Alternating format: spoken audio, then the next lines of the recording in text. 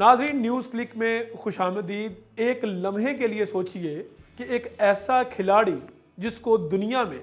King of swing कहा गया, जिसे दुनिया में स्विंग का सुल्तान कहा गया, जिसने पहली बार वनडे क्रिकेट में 500 खिलाड़ियों को आउट किया, जो वर्ल्ड कप 1992 में मैन ऑफ द टूर्नामेंट रहा, जो लोगों के लिए आइडियल और लोगों के लिए मॉडल हो, वो शख्स इस चीज़ का एतराफ़ कर ले कि वो कोकेन के नशे में मुब्तला था, तो आप पर क्या गुजरेगी।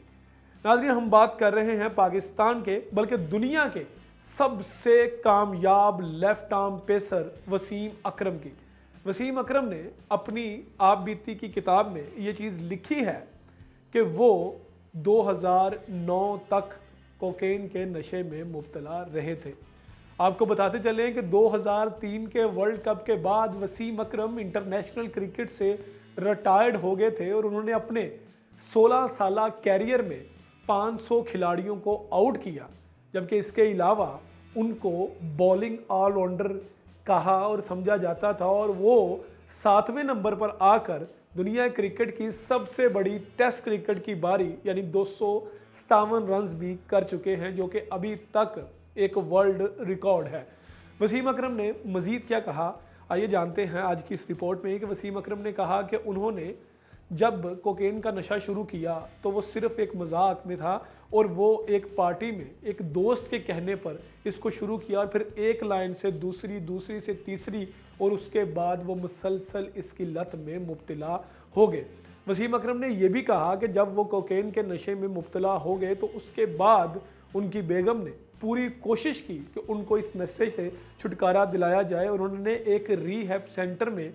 राब्ता भी किया जहां पर उनके साथ एक अच्छा सलूक नहीं किया गया, और वो उनके लिए एक दर्दनाक दौर था, क्योंकि जब आप शोहरत पर होते हैं तो हर कोई आपको ब्लैकमेल करने की कोशिश करता है। वसीम अकरम ने यह भी कहा कि उनकी बेगम को जब इस लत का पता चला तो वो बहुत ज़्यादा परेशान हो गई और साइकोलॉजिकल इश्यूज़ जो है वो उनमें मुब्तला हो गई, और यहाँ तक कि उनकी बेगम जो हुमा है वो एक रेयर किस्म की बीमारी में मुब्तला हुई, और उसके बाद वो 2009 में फौत हो गई।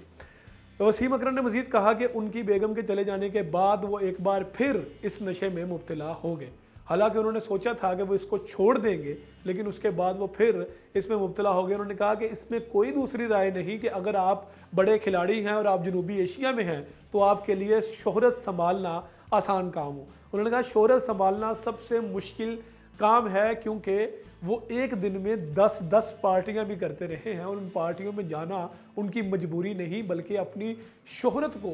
मज़ीद लोगों को दिखाना था। वसीम अकरम ने कहा कि वो इंग्लैंड में पहली बार कोकेन के नशे में मुब्तला हुए, और उसके बाद वो बाकायदा तौर पर इसका इस्तेमाल करना शुरू हो गए, और उनके वॉलेट में हर वक्त कोकेन का नशा मौजूद होता था। उन्होंने कहा कि उनकी बेगम और उनके बेटे जब इंग्लैंड में थे तो वो उनसे दूर होते, तो वो इस चीज़ को बेस बनाकर कोकेन का नशा करते कि उनकी फैमिली उनसे दूर है। वसीम अकरम के इस बयान के बाद सोशल मीडिया पर बहुत से लोग उन पर तनकीद कर रहे हैं, बल्कि बहुत से लोग ये भी कह रहे हैं कि उनको इस वक्त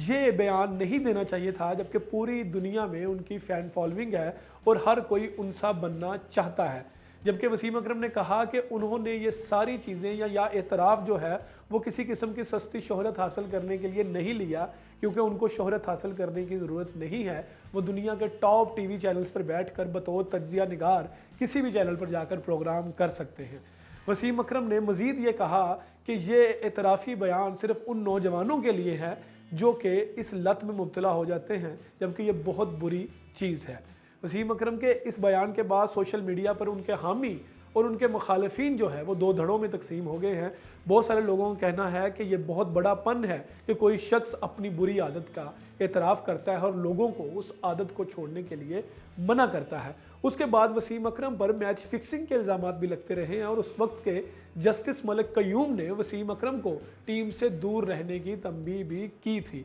जबकि वसीम अकरम ने इसकी तरदीद करते हुए कहा कि उन्होंने आज तक जो भी किया वो खुद के साथ बुरा किया होगा, लेकिन कभी भी पाकिस्तान का सौदा नहीं किया। देखते रहिए न्यूज़ क्लिक।